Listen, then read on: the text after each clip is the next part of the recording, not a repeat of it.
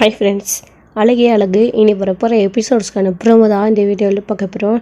வாங்க ஃப்ரெண்ட்ஸ் பார்க்கலாம். பாக்கியராஜ் சுரேஷை கூட்டிகிட்டு போயிட்டு வெளியில் மனசை விட்டு பேசினதுக்கப்புறமா சுரேஷை கொஞ்சம் மதி மேலே கோவப்படாமல் இனி இருக்கிறதுக்கு நாமளும் நம்ம பாட்டுக்கு நம்ம வேலையை பார்த்துட்டு இருக்கணும் அப்படின்றதுக்கு மனசு மாறுறாரு. இன்னொரு சைடு பாக்கியராஜுக்கு சுரேஷ் படுற கஷ்டத்தை பார்க்க முடியல. அதனால் மதிக்கிட்ட நாம் பேசி பார்க்கலாமா அப்படின்னு யோசிச்சும் பார்க்குறாங்க.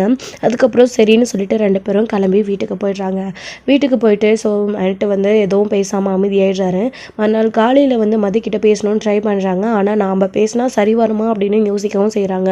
அப்போ தான் மலர் கிச்சனில் வேலை செஞ்சுட்டு இருக்கும்போது, இன்றைக்கி கோயிலுக்கு போறியா மலர் அப்படின்னு கேட்குறாங்க. என்னாச்சுங்க திடீர்னு அப்படின்னு கேட்குறாங்க. ஒன்றும் இல்லை, மதிக்கிட்ட சுரேஷ் விஷயமா கொஞ்சம் பேசணும்னு நான் நினைக்கிறேன். அதனால தான் மதியம் நீயும் கோயிலுக்கு வரீங்களா? நான் மதியம் பேங்க் முடிச்சுட்டு அப்படியே கோயிலுக்கு வரேன். 2 பேர்கிட்டையும் பேசணும். வீட்டில் இதை பற்றி அவங்கக்கிட்ட பேச போகிறோன்னு தெரிஞ்சா எல்லோரும் தாமதம்னு கத்துவாங்க அப்படின்னு சொல்லுவாங்க. அது நல்ல விஷயந்தாங்க. ஆனால் மதி யார் சொல்லியும் கேட்காம இருக்கிற பொண்ணு நாம் சொன்னால் மட்டும் கேட்பாளா அப்படின்னு சொல்லி மலர் கேட்குறாங்க. இருந்தாலும் நம்ம பேசி பார்க்கலாமே. சுரேஷ் வேலை இல்லாமல் ரொம்ப கஷ்டப்படுறான். அவனை என்னால் இப்படி பார்க்க முடியல. அவன் செஞ்சது தப்பு தான், நான் இல்லைன்னு சொல்ல வரல. ஆனால் ஏதாச்சும் ஹெல்ப் பண்ண சொல்கிறானே அப்படின்னு. அந்த பொண்ணு தானங்க என்னால் இந்த விஷயத்தில் எதுவுமே செய்ய முடியாதுன்னு அவ்வளோ ஸ்ட்ராங்காக சொல்லிடுச்சு. சொன்னதுக்கப்புறமா எப்படிங்க நம்ம கம்பல் பண்ண முடியும் அப்படின்னு. சுரேஷ் சொல்கிறானே, நானும் இதே தான் அவங்ககிட்ட சொல்லி பார்த்தேன். ஆனால் அவன் நினச்சா முடியும்னு சொல்கிறான். ஏதாச்சும் பேசி பார்க்கலாமே அப்படின்னு சொல்கிறாங்க. சரிங்க அப்படின்னு சொல்லிட்டு நான் ஆஃபீஸ் போயிட்டு வரேன், மறக்காமல் எனக்கு கால் பண்ணு அப்படின்னு சொல்லிட்டு கிளம்பிடுறாங்க பாக்கியராஜ். போனதுக்கப்புறமா இங்கே மலர் சமைச்சிட்ருக்காங்க. மதியம் அப்போ தான் ரூம்லேருந்து கொஞ்சம் நேரம் கழித்து வெளியில் வராங்க. இவங்களோட அத்தையும் மாமாவும் அவங்க உட்காந்துட்டு இருக்கவும் மதியம் பார்க்குறாங்க. எந்திரிச்சு வர நேரத்தை பார்த்தீங்களாங்க, எல்லாரும் வேலைக்கே கிளம்பிட்டாங்க. இப்படியெல்லாம் இருந்தால் சுரேஷ் டியூட்டி ஜாயின் பண்ணதுக்கப்புறமா அவன் டியூட்டிக்கு சீக்கிரமாக போகணுன்னா எப்படிங்க எல்லாத்தையும் சுரேஷ்க்கு பண்ணி கொடுப்பா அப்படின்னு சொல்கிறாங்க. எனக்கு அந்த நம்பிக்கை இல்லை. மலர் இருக்கால்ல, பார்த்துப்பா விடு அப்படின்னு. ஆமாம், என்னதான் நாம் அவளை ஆகாதவன்னு சொன்னாலையும், இந்த வீட்டுக்கு நாம் அவளை கொண்டு வரலனாலையும், அவளே தேடி வந்தாலையும் இந்த வீட்டுக்கு ஏற்ற மாதிரி நடந்துக்கிட்டா அவளே நல்ல மருமகளாக இருக்கா அப்படின்ற மாதிரி இப்போதான் மலரோட அருமை தெரிய ஆரம்பிக்குது. கொஞ்சம் பெருமையாக பேசவும் செய்கிறாங்க. இப்போ அவங்களுக்கு அந்த வலியும் வேதனையும் கூட புரிஞ்சிருக்கலாம். இத்தனை நாளாக நாம் தான் அவளை கோவப்படுத்தி ரொம்ப ரகடாக பேசி இதை இப்போ செய்யணும்னு சொல்லிட்டு கொஞ்சம் ரொம்ப ஓவராக வேலையும் வாங்கிட்டோம். ஆனால் இவ்வளோ மாதிரி ஆட்களும் இருக்காங்கல்ல, மதிய மாதிரி பார்த்தியா, இப்படியெல்லாம் அவள் இருந்திருந்தா நம்ம குடும்பம் இப்போ இப்படி இருந்திருக்குமா? கௌரவமாக நம்ம குடும்பத்துக்கு ஏற்ற மாதிரி மலர் எவ்வளோ பக்குவமாக நடந்துக்கிட்டா. நம்ம எவ்வளோ கோவப்பட்டாலே அவகிட்ட. ஆனால் இப்போ அவள் எல்லாத்தையும் புரிஞ்சுக்கிட்டு நல்லா தானே நம்மக்கிட்ட கோவப்பட்டு ஒரு வார்த்தை கூட பேசாமல் இருக்கா. ஆனால் இவ்வளோ மாதிரியெல்லாம் அவளும் ஏதாச்சும் எதிர்த்து பேச ஆரம்பிச்சிருந்தா நம்ம நிலைமை என்னங்க? ஒருத்திக்கே இப்படி இருக்குன்னா 2 பேரும் சேர்ந்தாங்கன்னா அவ்வளோதாங்க. என்னமோ இவகிட்ட சேர்ந்து அவளுடைய குணம் ஒட்டிக்காமல் இருந்தால் சரி, மதியோட குணம் மலருக்கு அப்படின்ற மாதிரி பேசிக்கிட்டு இருக்காங்க. அதுக்கப்புறம் மதிய கிச்சனுக்கு போனதுக்கப்புறமா மலர் இருந்துக்கிட்டு, வீட்டிலே இருக்கல, உனக்கு போர் அடிக்கலையா, கோயிலுக்கு போயிட்டு வரலாமா அப்படின்னு கேட்குறாங்க. சரிக்கா போகலாமே அப்படின்னு சொல்லிட்டு மதியம் சொல்கிறாங்க. சரி மதியமாக போகலாம், நீ குடிச்சிட்டு ரெடியாக என்ன, நான் வேலையெல்லாம் முடிச்சு விட்றான். பாப்பாவை ஸ்கூல்லேருந்து அவங்கள அத்தையை கூட்டிகிட்டு வர சொல்லிட்டு நம்ம கிளம்பலாம் அப்படின்னு சொல்கிறாங்க. சரின்னு சொல்லிட்டு நான் அத்தை கிட்ட சொல்லிட்டு வரேன்னு சொல்லிட்டு வெளியில் வராங்க. அப்போ தான் வெளியில் அத்தை நானும் மதியம் கோயிலுக்கு போயிட்டு வரலான்னு இருக்கோம் அப்படின்னு சொல்கிறாங்க. போயிட்டு வா அப்படின்னு சொல்கிறாங்க. சரி அத்தை அப்படின்னு. என்ன டக்குன்னு ஓகே சொல்லிட்டாங்களே அப்படின்னு. எப்படி போகிறீங்க அப்படின்னுவோம். மதியம் அத்தை அப்படின்னுவோம். மதியம் ஸ்கூல்லேருந்து பாப்பாவை கூட்டிகிட்டு வரணும்ல, யார் கூட்டிகிட்டு வருவாங்க அப்படின்னு. அத்தை இன்னைக்கு ஒரு நாளைக்கு நீங்கள் கூட்டிகிட்டு வந்துடுங்க அத்தை அப்படின்னு சொல்கிறாங்க. நானா இந்த வேலையா அப்படின்னு. ப்ளீஸ் அத்தை அப்படின்னு சொல்கிறாங்க. இல்லை இந்த வேலை என்னால் போய் கூட்டிகிட்டு வர முடியாது, நீயே போய் கூட்டிகிட்டு வந்துடு அப்படின்னு சொல்கிறாங்க. அப்போ மதியம் என்ன பண்ணுறாங்க, குழந்தைய கூட ஒரு நாளைக்கு கூட ஸ்கூல்லேருந்து கூட்டிகிட்டு வர முடியாதா அப்படின்னு வெளியில் வராங்க. உங்களுக்கு மட்டும் வெயில் அடிக்கும், நீங்கள் மட்டும் போக முடியாதுன்னு சொல்கிறீங்க இல்லையா, அவங்களுக்கும் அது மாதிரி தானே இருக்கும். தினமும் போயிட்டு வராங்கல்ல, நாங்கள் எங்கேயாச்சும் சும்மா வீட்லேயே உட்காந்துட்டு அரட்டை அடிச்சுட்டா முடியாதுன்னு சொல்கிறோம். கோயிலுக்கு தானே போயிட்டு வரேன்னு சொல்கிறோம். ஒரு நாளைக்கு நீங்களும் அங்கிளும் அப்படியே கால்நடை போயிட்டு கூட்டிகிட்டு வரலாம்ல அப்படின்னு சொல்லவும், இங்கே பாரு உனக்கு எத்தனை தடவை சொல்லியிருக்கேன் எதிர்த்து பேசாதுன்னு. அது மட்டும் இல்லாமல் இனி என்னை அம்மானெல்லாம் கூப்பிடாத, அங்கிள்னு கூப்பிடாத, அத்தை மாமானே கூப்பிடுன்னு சொன்னோம்ல, அப்புறம் என்ன அப்படின்னு சொல்கிறாங்க. சாரி ப்ளீஸ் போய் கூட்டிகிட்டு வாங்க பாப்பாவை அப்படின்னு சொல்கிறாங்க. போகிறோம். அதுக்கப்புறமா என்னடி பேசுறதுக்கு ஆள் சேர்க்குறியா அப்படின்ற மாதிரி மலரை பார்த்து கேட்கவும், ஐயோ அத்தை நான் என்ன பண்ணேன் அப்படின்னு சொல்கிறாங்க. ஆமாடி உனக்கு எதுவுமே தெரியாது, நாங்கள் வயசானவங்க, அங்கே நீங்கள் அப்படி இல்லைல்ல, நீங்களே போய் புள்ளைய கூட்டிகிட்டு வரட்டுன்னு சொன்னால் நம்மளையவே அதிகாரம் பண்ணுறீங்க. போகிறேன், என் பேத்தி இல்லை, நான் போய் கூட்டிகிட்டு வரேன் அப்படின்னு சொல்லிட்டு போயிடுறாங்க மதி. ஆனால் உன்னால் முன்ன மாதிரிலாம் என்னால் பேசவே முடியாது அப்படின்னு சொல்கிறாங்க. பேசணும், நமக்கு தேவையானதை நாம் தான் கேட்டு வாங்கிக்கணும். நீங்கள் இப்படி அமைதியே இருந்தால் உங்களை இப்படி தான் அவங்களும் இலக்காரமாக நினச்சிக்கிட்டு உங்களை இப்படி தான் நடத்துவாங்க அப்படின்னு சொல்லவும், விடுமதி அதை பற்றி பேச வேணாம், சரி நீ போய் ரெடி ஆகு அப்படின்னு சொல்லிட்டு மலரும் ஒரு பக்கம் போய் ரெடி ஆகுறாங்க, மதியம் ஒரு பக்கம் போய் ரெடி ஆகுறாங்க. அப்போது மலருக்கு என்ன தோணுது, கூடவே ரேவதியும் கூட்டிகிட்டு போனால் நல்லா இருக்குன்னு தோணுதா. இப்போது ரேவதிக்கும் கால் பண்ணி விஷயத்தையும் சொல்லிடுறாங்க. அவங்க கிளம்புறதுக்கு முன்னாடி உன்னை மதிக்கிட்ட பேசணுன்னு கோயிலுக்கு வர சொல்லியிருக்காரு, நானும் மதியம் கோயிலுக்கு கிளம்புறோம், நீ வரியா, நீயும் வந்தால் நல்லா இருக்குன்னு தோணுது அப்படின்னு சொல்லவும், சரி அண்ணி நானும் வரேன் அப்படின்னு சொல்லிட்டு ரேவதியும் வந்து வரேன்னு சொல்லிட்டு அவங்களும் ஒரு சைடு கிளம்புறாங்க. இன்னொரு சைடு கோயிலுக்கு கிளம்பிட்டு இருக்கும்போது, ஏங்க நாங்கள் கோயிலுக்கு கிளம்பிட்டுருக்கோம் அப்படின்னு சொல்கிறாங்க. அப்படியே மதி, சரி மலரே, சரி நான் வந்துடுறேன் அப்படின்னு சொல்லிட்டு அவரும் கால் கட் பண்ணிவிட்டு ஸோ மதியம் லஞ்ச் டைமில் வந்து கோயிலுக்கு வரேன்னு சொல்லிட்டு கிளம்பி வந்துட்டுருக்காரு. ஆமாம், அவருக்கு ஏன் கால் பண்ணி சொல்கிறீங்க, எங்கே போனாலும் அவருக்கு ஃபோன் பண்ணி இன்ஃபார்ம் பண்ணணுமா அப்படின்னு. சே அப்படியெல்லாம் இல்லை, அவர் தான் உங்ககிட்ட ஏதோ பேசணும்னு சொன்னார், அதுக்கு தான் இப்போ நம்ம கோயிலுக்கு போயிட்டுருக்கோம் அப்படின்னு சொல்லவும், ஓ அப்போ நம்ம சாமி கும்பிட போலவையா அப்படின்னு கேட்குறாங்க மதி இருந்துக்கிட்டு. சாமி கும்பிடவும் போகிறோம், இருந்தாலும் உங்ககிட்ட ஒரு விஷயமும் பேசணும், அதுக்காக தான் அப்படின்னு சொல்கிறாங்க. என்ன விஷயமா இருக்கும் அப்படின்னு யோசிக்கவும் செய்கிறாங்க. மலர் பார்த்துட்டு என்னன்னு யோசிக்கிறியா அப்படின்னு கேட்குறாங்க. ஆமாம் அப்படின்னவும், கோயிலுக்கு வா சொல்கிறோம், ரேவதியும் வரா அப்படின்னு சொல்லுவோம், அவங்களும் வராங்களா அப்படின்னு சொல்லிட்டு கோயிலுக்கு போகிறாங்க. பாக்கியராஜ் ஆல்ரெடி வந்து வெயிட் பண்ணிட்டு இருக்காரு. நமக்கு முன்னாடி ஃபோன் பண்ண உடனே வந்துட்டாரு அப்படின்னு சொல்லிட்டு மதி சொல்லிட்டு இருக்கவும், அவர் வண்டியில் வந்தார், நம்ம ஆட்டோவில் வந்தேன், அப்படியா அப்படின்னு சொல்லிட்டு போய் அங்கே இறங்கி நிற்கவும், சரி வாங்க ஏன் இங்கேயே நின்றுக்கிட்டு சாமி கும்பிடலாம் அப்படின்னு சொல்லிட்டு உள்ளே கிளம்பி போகிறாங்க. உள்ளே போனதுக்கு அப்புறமா அங்கே சாமி கும்பிட்டுட்டு சரி உட்காடுறாங்க. ஏதோ என்கிட்ட பேசணும்னு சொல்லிட்டு கோயிலுக்கு கூட்டிகிட்டு வர சொன்னீங்களாமே, வர வழியில் தான் எனக்கே விஷயத்த சொன்னாங்க. என்ன விஷயம், எதுவாக இருந்தாலும் வீட்டிலே பேசியிருக்கலாமே, என்கிட்ட பேசுறதுக்கு எதுக்கு தனியாக கோயிலுக்கெல்லாம் கூட்டிகிட்டு வரணும் அப்படின்ற மாதிரி மதி சொல்லிட்டு இருக்காங்க. ஏம்மா உனக்கு கோயிலுக்கு கூட்டிகிட்டு வந்துடல, ஏதாவது பிரச்சனையா அப்படின்னு. அப்படி இல்லை, எதுக்கு இப்படி எல்லாரும் வேலை மெனக்கெட்டு வீட்லேயே இவங்க குழந்தைய கூட்டிகிட்டு வரத்துக்கு அத்தைக்கிட்ட பர்மிஷன் கேட்டு நீங்களும் இப்படி வந்து அதுக்கு தான் அப்படின்னு சொல்லவும், அது ஒன்றும் இல்லைம்மா, அங்கிருந்தா எல்லாரும் இருப்பாங்க, அவங்ககிட்ட ஒழுங்காக கொஞ்சம் பேச முடியாது அதான் அப்படின்னு சொல்லிட்டு பாக்கியராஜ் சொல்கிறாங்க. அப்போ தான் மலரு பேசட்டுமா, நீ பேசுறி அப்படின்னு சொல்லவும், இருங்க ரேவதி வரேன்னு இருக்கா, ரேவதியும் வரட்டும் அப்படின்னு சொல்லவும், என்னது ரேவதியை வராளா அப்படின்னு.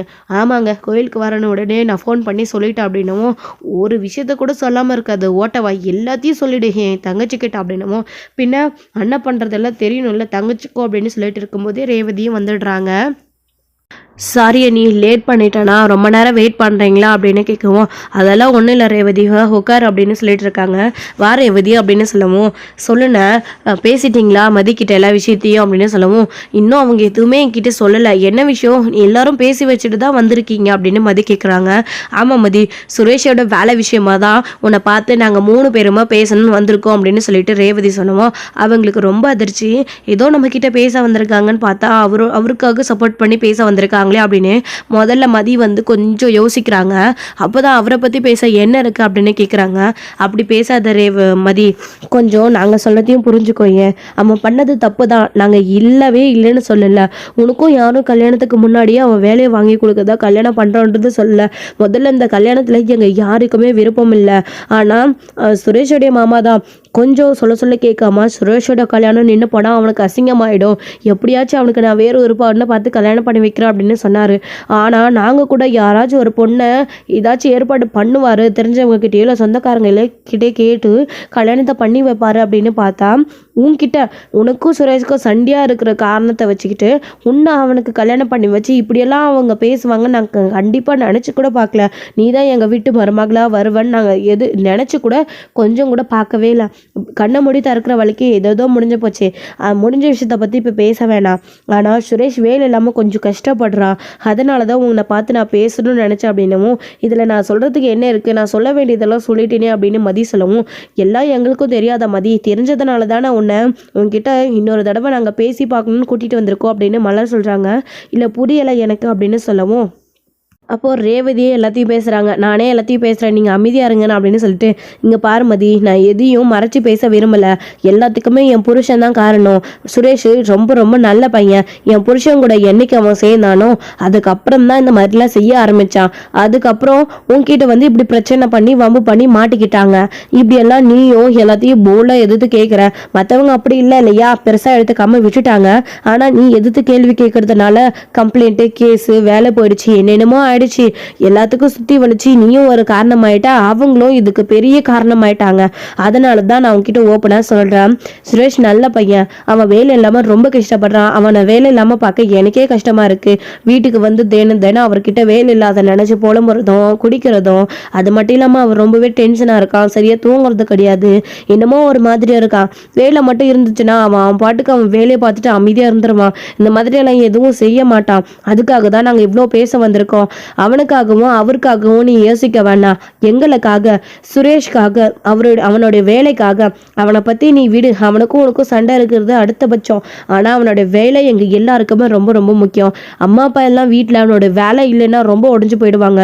ஏன் இன்னும் கொஞ்ச நாள்ல சுரேஷே அவனுக்கு இந்த வேலை இல்லைன்னு தெரிஞ்சா என்ன ஆவான்னு அவனுக்கே தெரியாது. இந்த வேலைக்காக அவனும் அம்பிட்டு கஷ்டப்பட்டிருப்பான். வீட்டுல அப்பா அம்மா இதை பத்தி பேசினதா அண்ணி என்கிட்ட சொன்னாங்க. இதெல்லாத்தையும் நானும் திருப்பி சொல்றேன்னு தப்பா நினைச்சுக்காத ப்ளீஸ்மா அப்படின்னு சொல்லிட்டு எல்லாருமே பேசுவோம். மதிக்குமே என்ன பண்ணுறதுன்னு தெரியாமல் யோசிக்கிட்டே இருக்காங்க.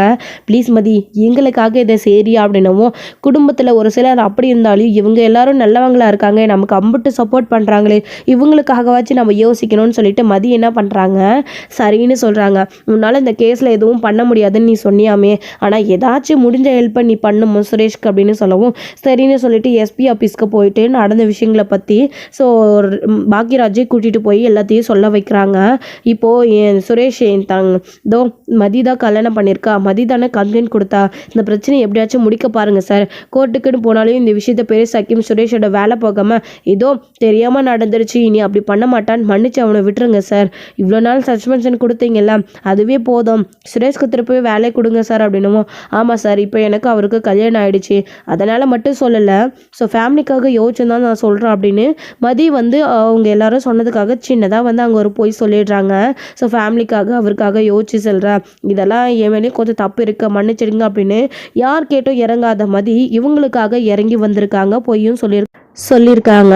அப்படி சொன்ன உடனே என்னம்மா சொல்கிற நீ அப்படின்னு, ஆமாம் சார், ஸ்டூடெண்ட்டை மிரட்டினாங்கன்ற கோவத்தினால தான் அவர் என்கிட்ட வந்து பேசினதை வீடியோவாக இருந்தும் நான் வெளியில் விட்டுட்டேன், அதுவும் என் தப்பு தானே சார். அவர் அப்படி நடந்துக்கிட்டதுனால நான் கோவப்பட்டு அப்படி பண்ணிட்டேன் சார். ஏதாச்சும் இந்த விஷயத்தில் கொஞ்சம் பெருசாக இஷ்யூ ஆகாமல் பண்ணி விடுங்க அப்படின்னு சொல்லவும், சரிம்மா நான் பார்த்துக்கிறேன் அப்படின்னு அவரும் சொல்லிடுறாரு. சுரேஷ்க்கு வேலை கிடச்சிரும் அப்படி இருந்தா அப்படின்னு சொல்லவும், இவங்களுமே ரொம்ப ரொம்ப சந்தோஷமாக வீட்டுக்கு வராங்க.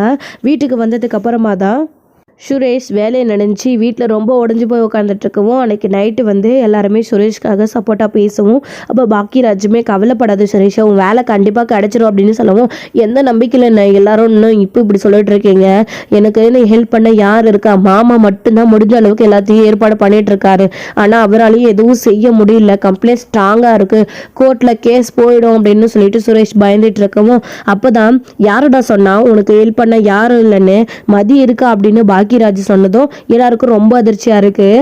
அப்போ தான் வந்து எல்லாருமே என்னடா சொல்கிறா, அவள் தான் முடியாதுன்னு சொல்லிட்டாலே அப்படின்னு அவங்க அம்மா சொல்லவும், இல்லைம்மா மதிக்கிட்ட நான், மலர், ரேவதி எல்லாருமே பேசியிருக்கோம், மதியை கூட்டிகிட்டு போய் எஸ்பி ஆஃபீஸில் பேசிட்டு வந்திருக்கோம், கண்டிப்பாக சுரேஷோட வேலை திரும்ப கிடச்சிரும்ன்ற மாதிரி தான் அவரும் நம்பிக்கையாக சொல்லிட்டு இருக்காங்க. கிடச்சிரும் அப்படின்னு சொன்ன உடனே சுரேஷ்க்கு ரொம்ப ரொம்ப அதிர்ச்சி. இவ்வளோ நமக்காக போய் எஸ்பி ஆஃபீஸில் பேசியிருக்காளா, யார் சொல்லி கேட்காதவோ அதுவும் நீங்கள் சொல்லி கேட்டிருக்காளாண்ணா அப்படின்னு சொல்லிட்டு சுரேஷ் பாக்கியராஜை பார்த்து ரொம்ப அதிர்ச்சி ஆகி மதியை பார்க்குறாங்க. மதியம் அப்போ அங்கே தான் நின்றுட்டு இருக்காங்க. எல்லாருமே நிஜமான மதியம் பாக்கியராஜை பார்த்து கேட்டுட்டு இருக்காங்க. ஆமாம் அப்படின்னு சொல்கிறாங்க.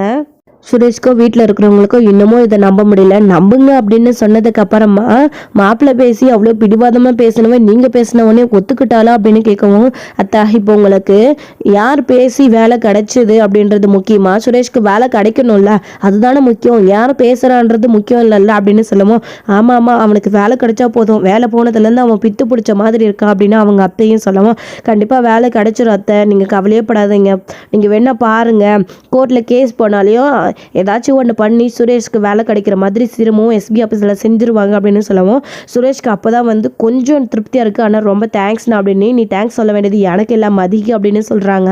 ஸோ இதோட இந்த எபிசோடு வந்து முடிச்சிருக்காங்க. அடுத்தடுத்த எபிசோடில் என்ன நடக்க போகுது, இதுக்கப்புறமாச்சு சுரேஷ் மதிச்சு பேசுவாங்களா என்ன அப்படின்றத வெயிட் பண்ணி பார்க்கலாம் ஃப்ரெண்ட்ஸ். தேங்க்யூ.